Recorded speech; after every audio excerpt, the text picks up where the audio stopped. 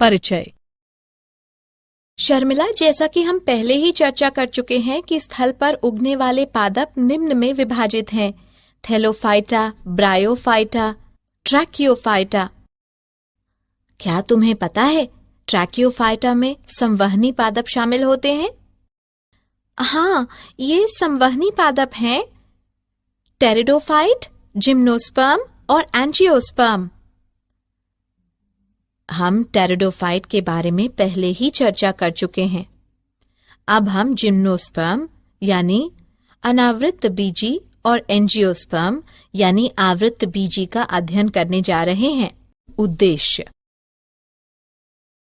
इस पाठ के अंत में आप निम्न करने में सक्षम हो जाएंगे: जिम्नोस्पर्म की मुख्य विशेषताएं जानना, जिम्नोस्पर्म में जनन, जिम्नोस्पर्म के विभिन्न प्रभागों का अध्ययन यानी साइकेडोफाइटा, गिंकगोफाइटा, जिनेटोफाइटा और कोनीफेरोफाइटा।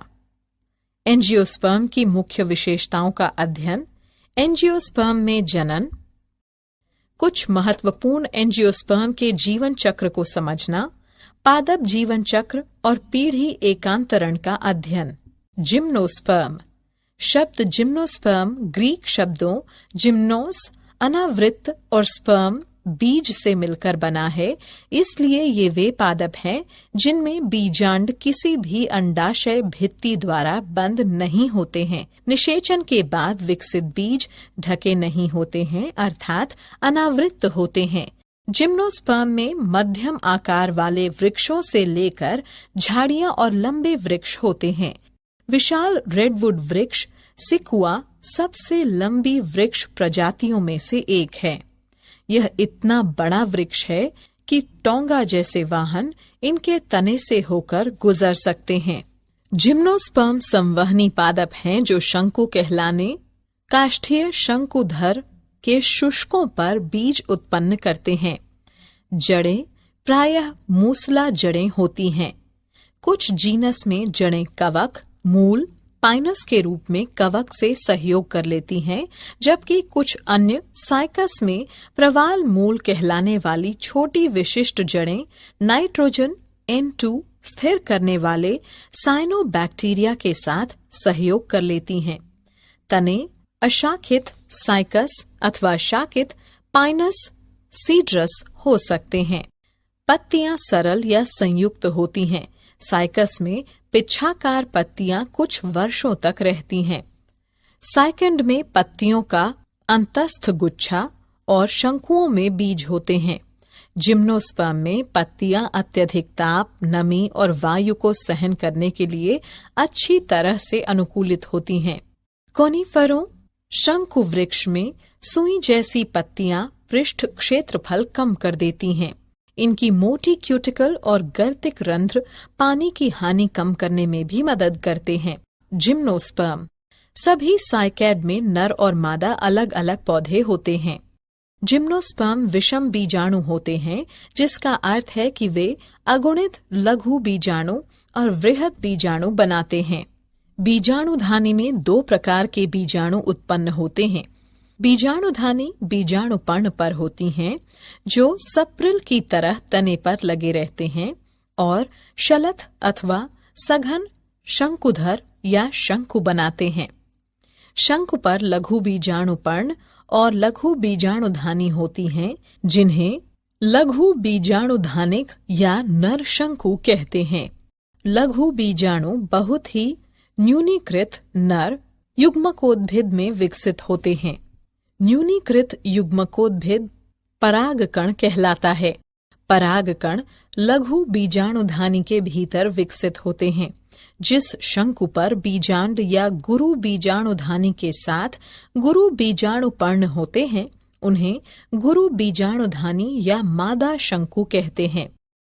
नर या मादा शंकु या शंकुधर एक ही वृक्ष पर पाइनस या अलग अलग वृक्षों साइकस पर स्थित हो सकते हैं। जिम्नोस्पर्म जनन गुरु बीजाणु मात्र कोशिका बीजांडकाय की एक कोशिका से विभेदित हो जाती है। बीजांडकाय एक अस्तर द्वारा सुरक्षित रहता है और यह सघन संरचना बीजांड कहलाती है। बीजांड गुरु बीजाणु पर्ण पर होते हैं जो एक गुच्छा बनाकर मादा शंकु बनाते हैं। गुरु बीजाणु मात्र कोशिका अर्धसूत्री विभाजन करके 4 गुरु बीजाणु बनाती हैं। एक गुरु बीजाणु एक बहुकोशिकीय मादा युग्मकोद्भिद में विकसित होता है, जिसमें 2 या 2 से अधिक स्त्रीधानी या मादा जनन अंग होते हैं। जिम्नोस्पर्म में नर और मादा युग्मकोद्भिद का स्वतंत्र अस्तित्व नहीं होता है। वे बीजाणु उद्भिद पर बीजाणुधानी के भीतर ही रहते हैं। परागकण लघु बीजाणुधानी से बाहर निकलते हैं। ये गुरु बीजाणु पर्ण पर स्थित बीजांड के छिद्र तक हवा द्वारा ले जाए जाते हैं। पराग नली में नर युग्मक होते हैं और यह पराग नली बीजांड में स्त्रीधानी की ओर जाती है और स्त्रीधानी के मुख के पास अपने अवयव यानी शुक्राणु छोड़ देती है। निषेचन के पश्चात युग्मनज एक भ्रूण में विकसित होता है और बीजांड से बीज बनते हैं। साइकेडोफाइटा। जिम्नोस्पर्म के 4 प्रभाग होते हैं। Cycadophyta, cycas, गिंकोफाइटा, ginkgo, जिनीटोफाइटा, ephedra, कोनिफेरोफाइटा, Pinus. सबसे प्रसिद्ध प्रजाति साइकस रिवोल्यूटा है। इसकी पाम जैसे रूप के कारण सागो पाम या किंग सागो पाम के नाम से व्यापक खेती की जाती है। हालांकि यह एक सत्य पाम नहीं है। जातिगत नाम ग्रीक शब्द कोइकास से लिया गया है, जिसका अर्थ है एक प्रकार का पाम। गिंकगोफाइटा। प्रभाग गिंकगोफाइटा में केवल एक जीवित प्रजाति गिंकगो बायलोबा आती है। गिंकगो बायलोबा की पत्तियां सपाली होती हैं। गिंकगो में नर और मादा वृक्ष अलग अलग होते हैं। जिनिटोफाइटा। प्रभाग जिनिटोफाइटा में 3 वंश आते हैं। जिनिटम, एफेड्रा, वेलवेट सचिया। कोनिफेरोफाइटा। कोनिफेरोफाइटा जिम्नोस्पर्म का सबसे बड़ा और अधिक विविधता वाला प्रभाग है। अधिकतर कोनिफर्स सदाबहार होते हैं। इनमें वर्ष भर पत्तियां लगी रहती हैं। बहुत कम पर्णपाती होते हैं। एक ही समय पर अपनी सभी पत्तियां गिरा देते हैं। एंजियोस्पर्म आवृत्त बीजी। वनस्पति जगत में एंजियोस्पर्म अथवा पुष्पी पादप सबसे बड़ा, प्रमुख और आर्थिक रूप से सबसे महत्वपूर्ण वर्ग बनाते हैं। इनमें वृक्ष, झाड़ियां, लताएं और शाक आते हैं, जो लगभग सभी प्रकार के वातावरण के लिए अनुकूलित हैं। ये मुख्य रूप से स्थलीय पादप हैं, लेकिन कुछ जलोद्भिद जैसे हाइड्रिला, वाटर लिली आदि गौण रूप से जल में और जोस्टेरा, ईलग्रास जैसे समुद्री जल में भी पाए जाते हैं। अनेक एंजियोस्पर्म मरुद्भिद होते हैं, जैसे कि नागफनी। कुछ एंजियोस्पर्म अधिपादप बन गए, जैसे आर्किड, या परजीवी जैसे कसकुटा। संवहनी पादप वे पादप होते हैं जिनमें पादपों तक ऊपर जल ले जाने और पादपों के भागों तक नीचे भोजन पहुंचाने के लिए नलिकाएं होती हैं। अमेरिकन डॉगवुड, गुलाब, गुड़हल आदि एंजियोस्पर्म सामान्य रूप से पुष्पी पादप कहलाते हैं। इन पादपों में परागकण और बीजांड पुष्प कहलाने वाली विशिष्ट संरचना में विकसित होते हैं। एंजियोस्पर्म में बीज फलों द्वारा परिबद्ध होते हैं। एंजियोस्पर्म पादपों का सबसे बड़ा समूह है। इनके वासस्थान बहुत व्यापक हैं। इनका आकार सूक्ष्मदर्शी वुल्फिया से लेकर सबसे ऊंचे वृक्ष यूकेलिप्टस 100 मीटर से अधिक तक होता है। एंजियोस्पर्म से भोजन, चारा, ईंधन, औषधियां तथा अनेक अन्य दूसरे आर्थिक महत्व के उत्पाद प्राप्त होते हैं। एंजियोस्पर्म जनन। एंजियोस्पर्म को 2 वर्गों में बांटा गया है। द्विबीजपत्री पौधों के बीजों में 2 बीजपत्र, जबकि एक बीजपत्री में केवल एक बीजपत्र होता है। पुष्प में नर लैंगिक अंग पुंकेसर है। प्रत्येक पुंकेसर एक बेलनाकार तंतु का बना होता है, जिसके शीर्ष पर एक परागकोश यानी परागपुट होता है। अर्धसूत्री विभाजन के बाद परागकोश में परागकण बनते हैं। पुष्प में मादा लैंगिक अंग स्त्री केसर अथवा अंडप होते हैं। स्त्री केसर में अंडाशय होता है, जिसके अंदर एक या एक से अधिक बीजांड होते हैं। बीजांड के अंदर बहुत ही न्यूनीकृत मादा युग्मकोद्भिद होता है, जिसे भ्रूण कोश कहते हैं। भ्रूण कोश भी अर्धसूत्री विभाजन द्वारा बनता है, इसलिए भ्रूण कोश की प्रत्येक कोशिका अगुणित होती है। प्रत्येक भ्रूण कोश में 3 कोशिकीय अंड समुच्चय, 1 अंड कोशिका और 2 सहायक कोशिकाएं, 3 प्रतिव्यासांत कोशिकाएं तथा 2 ध्रुवीय केंद्रक होते हैं। ध्रुवीय केंद्रक अंततः आपस में जुड़कर द्विगुणित द्वितीयक केंद्रक बनाती हैं। परागकण परागकोश से निकलने के बाद हवा या विभिन्न अन्य एजेंसियों द्वारा स्त्री केसर के वर्तिकाग्र पर स्थानांतरित कर दिए जाते हैं। यह परागण कहलाता है। परागकण वर्तिकाग्र पर अंकुरित होते हैं और जिसके परिणाम स्वरूप परागनली बनती है। परागनली वर्तिकाग्र तथा वर्तिका के ऊतकों के बीच से होती हुई बीजांड तक पहुंचती है। परागनली भ्रूण कोश में प्रवेश करती है, जहां 2 नर युग्मक मुक्त होते हैं। इनमें से एक नर युग्मक अंड कोशिका के साथ संलयन करके एक युग्मनज यानी युग्मक संलयन बनाती है। दूसरा नर युग्मक द्विगुणित द्वितीयक केंद्रक के साथ संलयन करके त्रिगुणित प्राथमिक भ्रूण पोष केंद्रक बनाती है। 2 संलयन के कारण यह घटना द्विनिषेचन कहलाती है। यह एंजियोस्पर्म का अद्वितीय गुण है। युग्मनज 1 या 2 बीज पत्र के साथ एक भ्रूण में विकसित हो जाता है और प्राथमिक भ्रूण पोष केंद्रक भ्रूण पोष में विकसित हो जाता है, जो विकसित हो रहे भ्रूण को पोषण प्रदान करता है। सहायक कोशिकाएं और प्रतिव्यासांत निषेचन के बाद लुप्त हो जाती हैं। इस घटना के दौरान बीजांड बीज में विकसित हो जाते हैं और अंडाशय फल में विकसित हो जाते हैं। एंजियोस्पर्म फल। फल पादप की एक संरचना है जिसमें इसके बीज होते हैं। फल पुष्पी पादपों का एक भाग है जो पुष्प के विशिष्ट ऊतकों, मुख्यतः एक या कई अंडाशयों से बनता है। एंजियोस्पर्म बीज और बीज प्रकीर्णन।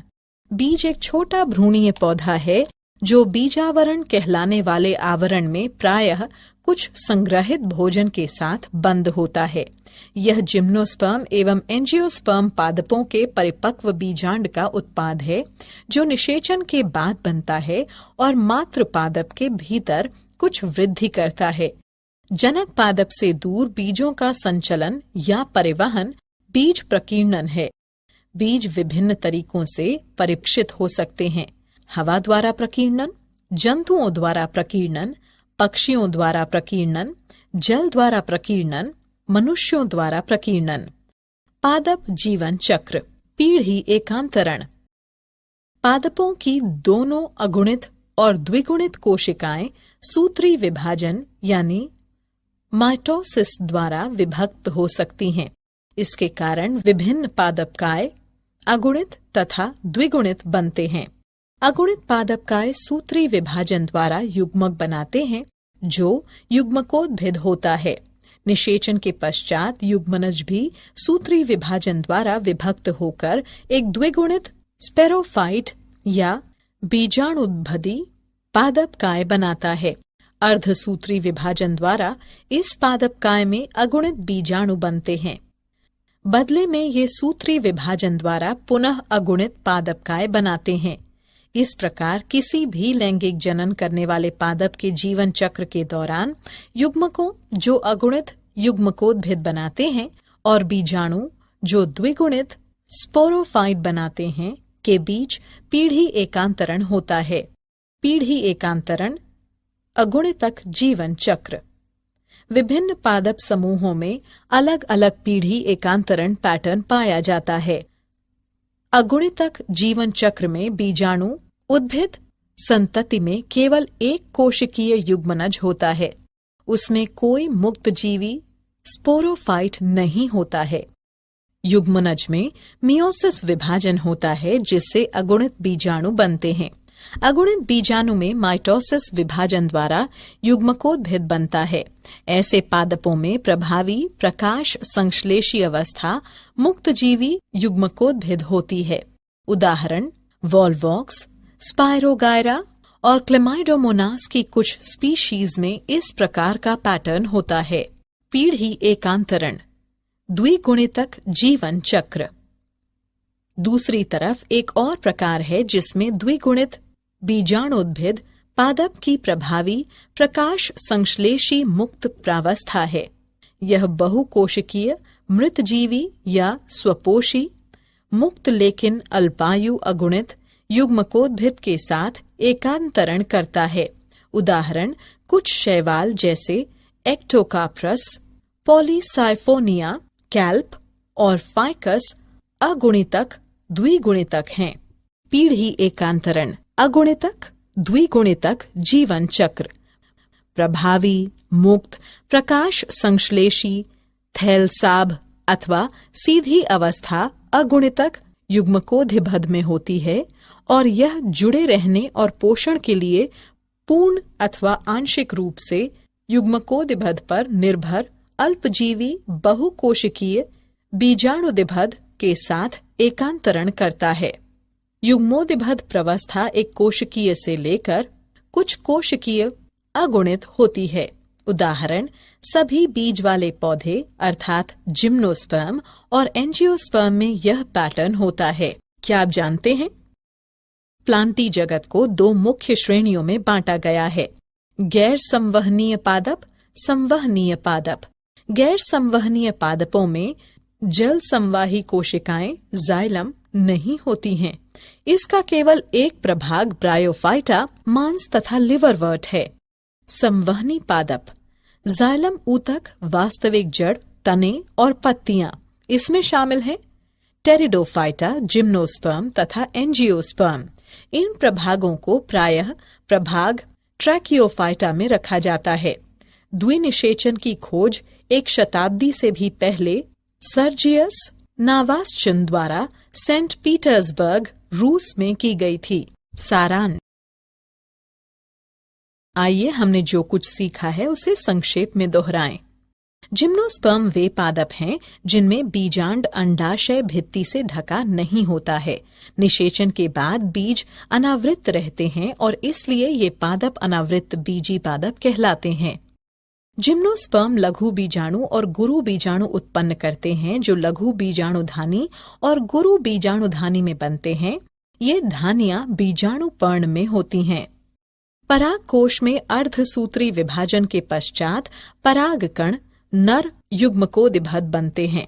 स्त्री केसर में एक अंडाशय होता है जिसमें बहुत से बीजांड होते हैं। बीजांड में मादा युग्मकोद्भिद या भ्रूण कोश होता है जिसमें अंड कोशिका होती है। पराग नली भ्रूण कोश में प्रवेश करती है जहां 2 नर युग्मकों को छोड़ देती है। एक नर युग्मक अंड कोशिका यानी युग्मक संलयन के साथ और दूसरा द्विगुणित द्वितीयक केंद्रक त्रिसंलयन के साथ संलयन करता है। 2 संलयन की यह घटना द्विनिषेचन कहलाती है और यह एंजियोस्पर्म का अद्वितीय गुण है। एंजियोस्पर्म में नर लैंगिक अंग पुंकेसर और मादा लैंगिक अंग स्त्री केसर एक ही पुष्प में होते हैं। प्रत्येक पुंकेसर में एक तंतु और एक परागकोश होता है। एंजियोस्पर्म को 2 वर्गों में विभाजित किया गया है, द्विबीजपत्री और एक बीजपत्री। किसी भी लैंगिक जनन करने वाले पादप के जीवन चक्र के दौरान युग्मक उत्पन्न करने वाले अगुणित युग्मकोद्भिद और बीजाणु उत्पन्न करने वाले द्विगुणित बीजाणुद्भिद के बीच पीढ़ी एकांतरण होता है। हालांकि विभिन्न पादप समूहों तथा उनकी व्याष्टियों में जीवन चक्र के विभिन्न पैटर्न दिखाई दे सकते हैं, अगुणितक, द्विगुणितक या दोनों। परिचय।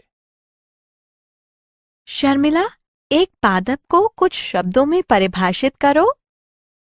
यह प्लांटी जगत का प्रत्येक सदस्य बहुकोशिकीय अवयवों का बना होता है और प्रकाश संश्लेषण की प्रक्रिया द्वारा अपना भोजन स्वयं बनाता है। शर्मिला, अब मुझे बताओ कि पादप अन्य जीवों से किस तरह भिन्न है? हाँ, पादप बहुकोशिकीय, स्थलीय, अचल प्रकाश संश्लेषी और स्वपोषी होते हैं। कुछ पादप जलीय होते हैं, ज्यादातर समुद्री, जैसे लाल, भूरे और हरे शैवाल। हाँ, इनमें से कुछ स्थलीय या भूमि पर उगने वाले पादप हैं। भूमि पर उगने वाले पादपों को आगे निम्न प्रभागों में बांटा गया है: थैलोफाइटा, ब्रायोफाइटा और ट्रैकियोफाइटा। तो आओ इस अध्याय में हम वनस्पति जगत की विस्तार से चर्चा करें। उद्देश्य: इस पाठ के अंत में आप निम्न करने में सक्षम हो जाएंगे: पादपों को परिभाषित करना, विभिन्न प्रकार के पादपों के बारे में जानना, वर्गीकरण की विभिन्न प्रणालियों को समझना, वनस्पति जगत में विभिन्न समूहों के बारे में जानना, शैवाल के मुख्य लक्षणों का अध्ययन करना, ब्रायोफाइट के मुख्य लक्षणों का अध्ययन करना, टेरिडोफाइट के मुख्य लक्षणों का अध्ययन करना, वर्गीकरण की कृत्रिम पद्धति। 1969 में विटेकर ने जीवित जीवों को 5 जगत में विभाजित किया। उदाहरण: मोनेरा, प्रोटिस्टा, फंजाई यानी कवक, एनिमेलिया और प्लांटी। प्लांटी जगत को मुख्य रूप से वनस्पति जगत के रूप में जाना जाता है। इस जगत में वे जीव आते हैं जो बहुकोशिकीय होते हैं, जिनमें कोशिका भित्ति और क्लोरोफिल होता है, अपना भोजन स्वयं बनाते हैं और एक जगह से दूसरी जगह तक शारीरिक रूप से गति नहीं करते हैं। फंजाई तथा मोनेरा एवं प्रोटिस्टा जगत के कोशिका भित्ति वाले सदस्यों को अब प्लांटी जगत में शामिल नहीं किया गया है। प्लांटी जगत में शैवाल, ब्रायोफाइट, टेरिडोफाइट, जिम्नोस्पर्म और एंजियोस्पर्म शामिल हैं। वर्गीकरण की कृत्रिम पद्धति में केवल वास, रंग, पत्तियों की संख्या और आकार आदि संपूर्ण बाह्य आकारिक विशेषताओं का उपयोग किया गया था। वर्गीकरण की प्राकृतिक पद्धति। वर्गीकरण की प्राकृतिक पद्धति जीवों के बीच प्राकृतिक संबंधों पर आधारित था तथा बाह्य गुणों के साथ साथ आंतरिक गुणों जैसे परारचना, शरीर, भ्रूण विज्ञान और पादप रसायन के रूप में समझा जाता है। पुष्पी पौधों के लिए वर्गीकरण की प्राकृतिक पद्धति को जॉर्ज बेंथम और जोसेफ डाल्टन हुकर ने सुझाया था। वर्गीकरण की जातिवृत्तीय पद्धति। वर्गीकरण की जातिवृत्तीय पद्धति, जो विभिन्न जीवों के बीच विकासीय संबंधों पर आधारित है, स्वीकार्य है। इस पद्धति के अनुसार जीव समान टैक्सा के सदस्य हैं, जिनके पूर्वज एक ही थे। शैवाल। शैवाल क्लोरोफिल युक्त सरल, थैलॉइड, स्वपोषी तथा मुख्यतः अलवर्णीय एवं समुद्री जल के जीव हैं। वे विभिन्न वास स्थलों जैसे नमयुक्त पत्थरों, मिट्टी और लकड़ी में पाए जाते हैं। कुछ शैवाल कवक यानी लाइकन और जंतुओं के संगठन में भी पाए जाते हैं। शैवालों के माप और आकार में बहुत भिन्नता होती है। कुछ समुद्री शैवाल जैसे कि केल्प लगभग 60 से 100 मीटर तक बहुत विशालकाय होते हैं। शैवालों का आकार सूक्ष्मदर्शी एक कोशिक जैसे क्लेमाइडोमोनास से लेकर कॉलोनीय जैसे वॉलवॉक्स तथा तंतुमयी यूलोथ्रिक्स एवं स्पाइनोगायरा तक हो सकता है। शैवाल में जनन कायिक, अलैंगिक और लैंगिक विधियों द्वारा होता है। कायिक जनन विखंडन विधि द्वारा होता है। प्रत्येक खंड से थैलस बन जाता है। अलैंगिक जनन विभिन्न प्रकार के बीजाणुओं द्वारा होता है। सामान्यतः ये बीजाणु जूस्पोर होते हैं। जूस्पोर कशाभिक यानी गतिशील होते हैं और अंकुरण के बाद इनसे नए पौधे बन जाते हैं। शैवाल में लैंगिक जनन 2 युग्मकों के संलयन द्वारा होता है। ये युग्मक काशाभिक युक्त और आकार में समान, जैसे कि क्लेमाइडोमोनास, या कशाभिक विहीन लेकिन आकार में समान, जैसे कि स्पायरोगायरा हो सकते हैं। ऐसे जनन को समयुग्मकी कहते हैं।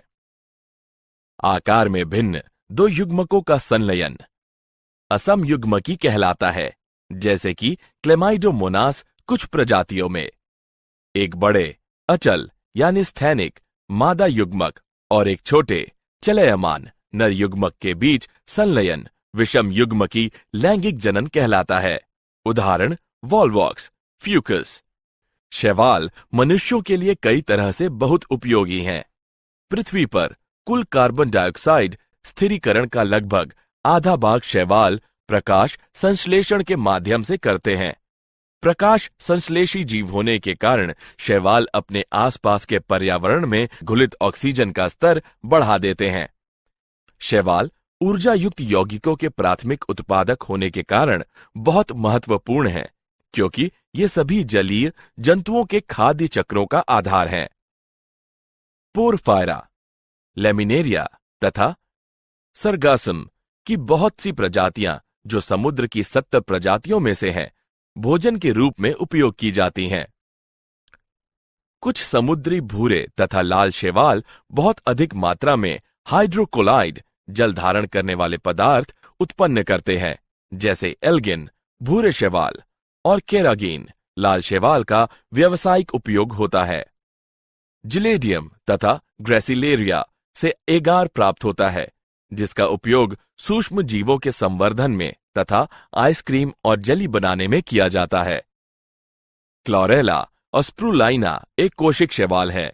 इनमें प्रोटीन प्रचुर मात्रा में होती है और यहां तक कि इसका उपयोग अंतरिक्ष यात्री भी भोजन के रूप में करते हैं। क्लोरोफाइसी। शैवाल को 3 मुख्य वर्गों में विभाजित किया गया है: क्लोरोफाइसी, फियोफाइसी और रोडोफाइसी। क्लोरोफाइसी के सदस्यों को प्रायः हरा शैवाल कहते हैं। इनका पादप शरीर एक कोशिकीय कॉलोनी में अथवा तंतुमयी हो सकता है।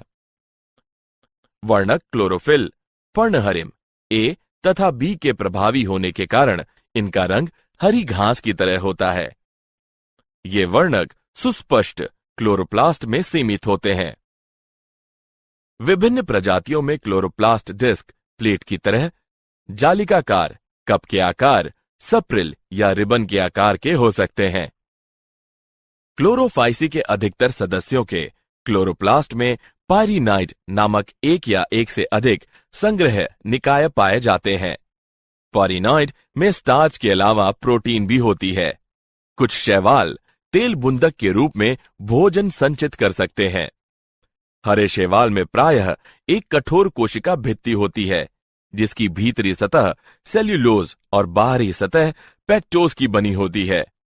कुछ सामान्य रूप से पाए जाने वाले हरे शैवाल हैं क्लेमाइडोमोनास, वॉलवॉक्स, यूलोथ्रिक्स, स्पायरोगायरा और कारा। फियोफाइसी।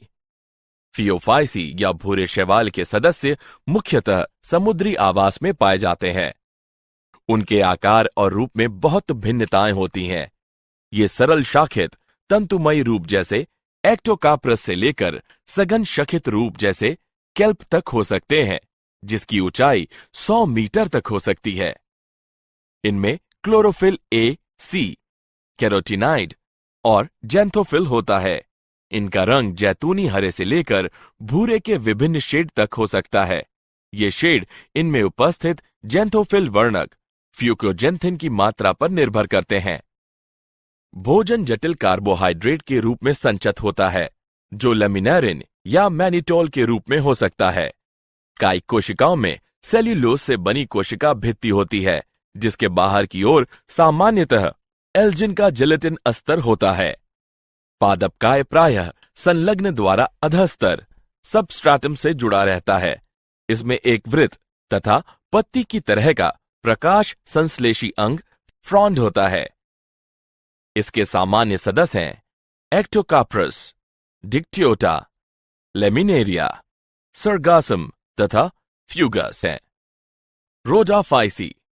रोडोफाइटा को सामान्य रूप से लाल शैवाल कहते हैं, क्योंकि इनमें शरीर के लाल वर्णक R-फाइकोएरिथ्रिन की अधिकता होती है। अधिकांश लाल शैवाल समुद्र में पाए जाते हैं और इनकी बहुलता समुद्र के गर्म क्षेत्रों में अधिक होती है। इनमें से कुछ की शारीरिक संरचना बहुत जटिल होती है। ये पानी की सतह पर जहां अधिक प्रकाश होता है वहां भी पाए जाते हैं और समुद्र की गहराइयों में भी जहां अपेक्षाकृत प्रकाश कम होता है। अधिकांश लाल शैवाल का लाल थैलस बहुकोशिकीय होता है। भोजन फ्लोरिडियन स्टार्च के रूप में संचित होता है, जिसकी संरचना एमाइलोपेक्टिन तथा ग्लाइकोजन की तरह होती है। इसके सामान्य सदस्य पॉलीसाइफोनिया, पोरफायरा, ग्रेसिलेरिया तथा जिलेडियम है। ब्रायोफाइट। ब्रायोफाइट वनस्पति जगत के जल स्थल चर्बी कहलाते हैं, क्योंकि ये पौधे भूमि पर भी जीवित रह सकते हैं, लेकिन लैंगिक जनन के लिए जल पर निर्भर करते हैं। ब्रायोफाइट में विभिन्न मांस और लिवरवर्ट आते हैं, जो प्रायः पहाड़ियों के नम छायादार क्षेत्रों में पाए जाते हैं। ब्रायोफाइट प्रायः नम, सीलन यानी आर्द्र तथा छायादार स्थानों में पाए जाते हैं। ब्रायोफाइट नग्न चट्टानों, मृदा पर पादप अनुक्रमण में महत्वपूर्ण भूमिका निभाते हैं। ब्रायोफाइट का पादपकाय थैलस की तरह और शयान अथवा सीधा होता है तथा एक कोशिक अथवा बहुकोशिक मूलाभ द्वारा सबस्ट्राटम से जुड़ा रहता है। ब्रायोफाइट में वास्तविक मूल, तना अथवा पत्तियां नहीं होती हैं। इनमें मूलसम, पत्तिसम तथा तनासम संरचनाएं होती हैं। ब्रायोफाइट की मुख्य पादपकाएं अगुणित होती हैं। ये युग्मक उत्पन्न करते हैं, इसलिए युग्मोदिभद कहलाते हैं। ब्रायोफाइट में लैंगिक अंग बहुकोशिकीय होते हैं। नर लैंगिक अंग पुंधानी कहलाते हैं। ये द्विकशाभिक पुमंग उत्पन्न करते हैं। मादा लैंगिक अंग को स्त्रीधीनी कहते हैं।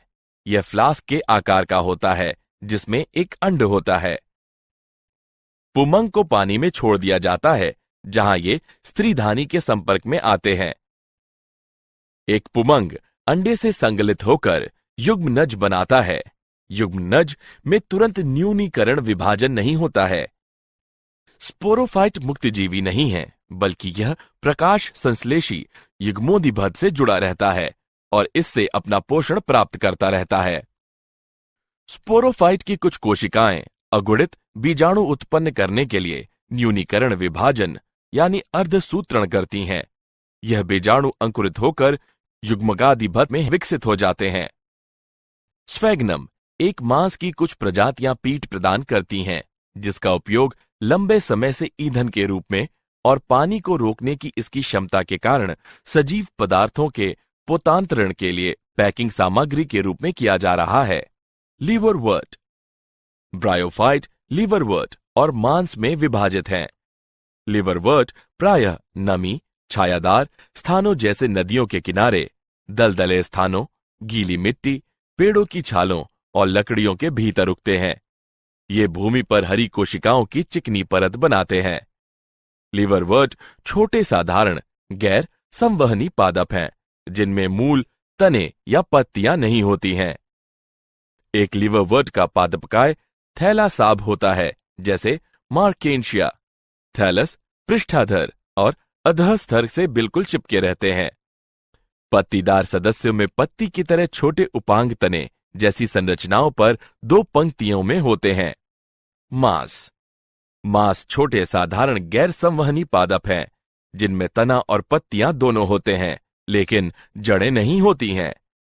मांस गैर संवहनी माने जाते हैं और लिवरवर्ट के साथ वर्गीकृत हैं, क्योंकि इनके संवहन ऊतक बहुत साधारण होते हैं। दोनों का जीवन चक्र एक समान होता है।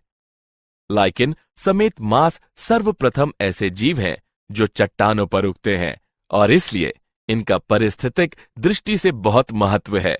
इन्होंने उच्च पादपों की वृद्धि हेतु उचित अधस्तर बनाने के लिए चट्टानों को अपघटित किया। चूंकि मांस मिट्टी पर एक सघन परत बना देते हैं, इसलिए वर्षा की बौछारें मृदा को अधिक हानि नहीं पहुंचा पाती और इस प्रकार ये मृदा अपक्षरण को रोकते हैं। मांस के सामान्य उदाहरण फ्यूनेरिया, पॉलीट्राइकम और स्पैग्नम हैं। मांस जंतुओं के लिए भोजन के रूप में भी उपयोग किया जाता है, जैसे स्नेल यानी घोंघे और वर्म यानी कीड़े मांस खाते हैं। ये मिट्टी को बहने से रोकने में भी सहायता करते हैं। कुछ मांस चट्टानों पर उगते हैं और उसे मिट्टी में अपघटित कर देते हैं। मिट्टी में पानी की मात्रा में वृद्धि करने के लिए पीट मांस को मिट्टी में मिलाया जाता है। टेरिडोफाइट, टेरिडोफाइट में हॉर्सटेल और फर्न आते हैं। टेरिडोफाइट का उपयोग औषधीय प्रयोजनों के लिए और मृदा योजक के रूप में किया जाता है। ये प्रायः सजावटी पौधे के रूप में उगाए जाते हैं। विकास की दृष्टि से ये स्थल पर उगने वाले सर्वप्रथम पौधे हैं, जिनमें संवहन, ऊतक, जाइलम और फ्लोएम होते हैं। टेरिडोफाइट प्रायः ठंडे, नम, छायादार स्थानों पर पाए जाते हैं, यद्यपि कुछ रेतीली मिट्टी में भी ये अच्छी तरह से उगते हैं। टेरिडोफाइट में मुख्य पादपकाएं बीजाणुदिभद स्पोरोफाइट हैं, जो कि वास्तविक मूल तना और पत्तियों में विभेदित होते हैं। स्पोरोफाइट में सुस्पष्ट संवहन ऊतक होते हैं। टेरिडोफाइट में पत्तियां छोटी यानी लघुपर्ण, उदाहरणतः सिलेजिनेला अथवा बड़ी बृहत पर्ण होती हैं, जैसे फर्न। स्पोरोफाइट में बीजाणुधानी होते हैं, जो बीजाणुपर्ण कहलाने वाली पत्ती जैसे उपांगों पर लगी रहती हैं। कुछ स्थितियों में बीजाणुपर्ण स्ट्रॉबेली या शंकु सिलेजिनेला इक्विसीटम कहलाने वाली सुस्पष्ट सघन संरचना बना सकते हैं। बीजाणु गैर संवहनी पादपों की जनन कोशिकाएं हैं। फर्न के पौधे की पत्तियों के पृष्ठभाग पर छोटे काले बिंदुओं की पंक्ति होती है। यह छोटे बिंदु हानिकारक नहीं होते हैं। इनमें बीजाणु कहलाने वाली असंख्य छोटी जनन कोशिकाएं होती हैं। बीजाणुधानी में बीजाणु मात्र कोशिकाओं में अर्धसूत्री विभाजन होने के कारण बीजाणु उत्पन्न होते हैं। बीजाणु अंकुरित होने पर एक अस्पष्ट, छोटे लेकिन बहुकोशिकीय, मुक्तजीवी, अधिकांशतः प्रकाश संश्लेषी थैलाम युग्मकोदिभद बनाते हैं, जिसे प्रोथैलस कहते हैं। वृद्धि करने के लिए इन युग्मकोदिभद को ठंडे, नम, छायादार स्थानों की जरूरत होती है। युग्मकोदिभद के नर तथा मादा लैंगिक अंग होते हैं, जिन्हें क्रमशः पुंधानी तथा स्त्रीधानी कहते हैं। पुंधानी से पुमणु नर युग्मकों के निकलने के बाद उन्हें स्त्रीधानी के मुंह तक पहुंचाने के लिए पानी की आवश्यकता होती है। स्त्रीधानी में स्थित अंड के साथ नर युग्मक संलयन करके युग्मनज बनाता है। उसके बाद युग्मनज एक बहुकोशिकीय सुस्पष्ट स्पोरोफाइट बन जाता है, जो टेरिडोफाइट की प्रभावी अवस्था है। अधिकांश टेरिडोफाइट में जहां बीजाणु एक ही प्रकार के होते हैं, उन पौधों को समबीजाणु कहते हैं। सिलेजिनेला और साल्विनिया जैसे वंश जिसमें दो प्रकार के बृहद तथा लघु बीजाणु उत्पन्न होते हैं, जो विषम बीजाणु कहलाते हैं। टेरिडोफाइट को आगे 4 वर्गों में वर्गीकृत किया गया है। Psilopsida, Psilotum, Lycopsida, Selaginella, Lycopodium, Sphenopsida, Equisetum, Pteropsida, Dryopteris, Pteris, Adiantum. क्या आप जानते हैं, ब्रायोफाइटा शब्द की खोज 1684 में रॉबर्ट ब्राउन द्वारा की गई। भारत में प्रोफेसर S.R. कश्यप को भी ब्रायोफाइटा विज्ञान का जनक कहा जाता है। पॉलीट्राइकम को आमतौर पर हेयर कैप मांस कहा जाता है। लिपटा हुआ मांस टॉर्टुला है। स्पैग्नम को बिग मांस भी कहा जाता है। फ्यूनेरिया को आमतौर पर कार्ड मांस कहा जाता है। टेरिडोफाइट को वनस्पतिक सप्र भी कहा जाता है। शब्द टेरिडोफाइटा की खोज अर्नेस्ट हैकेल द्वारा की गई। सारांश। आइए हमने जो कुछ सीखा है उसे संक्षेप में दोहराएं। वनस्पति जगत में शैवाल, ब्रायोफाइट, टेरिडोफाइट, जिम्नोस्पर्म और एंजियोस्पर्म शामिल हैं। शैवाल क्लोरोफिल युक्त सरल, थैलासाब, स्वपोषी और मुख्यतः जलीय जीव हैं। वर्णक के प्रकार तथा भोजन संग्रह के प्रकार के आधार पर शैवाल 3 वर्गों में विभक्त किए गए हैं। ये हैं क्लोरोफाइसी, फियोफाइसी और रोडोफाइसी। ब्रायोफाइट वे पौधे हैं जो मिट्टी में उग सकते हैं, लेकिन उनका लैंगिक जनन पानी पर निर्भर करता है। ब्रायोफाइट का मुख्य पादपकाय उगमक उत्पन्न करने वाला होता है, जो युग्मकोदीभद कहलाता है। टेरिडोफाइट में मुख्य पौध स्पोरोफाइट है, जो वास्तविक मूल, तना और पत्तियों में विभेदित होता है। इन अंगों में अच्छी तरह से विभेदित संवहन ऊतक होते हैं। स्पोरोफाइट पर बीजाणुधानी होती हैं, जिसमें बीजाणु बनते हैं। बीजाणु अंकुरित होकर युग्मकोदीभद बनाते हैं, जिसे उगने के लिए ठंडे, नम स्थानों की जरूरत होती है।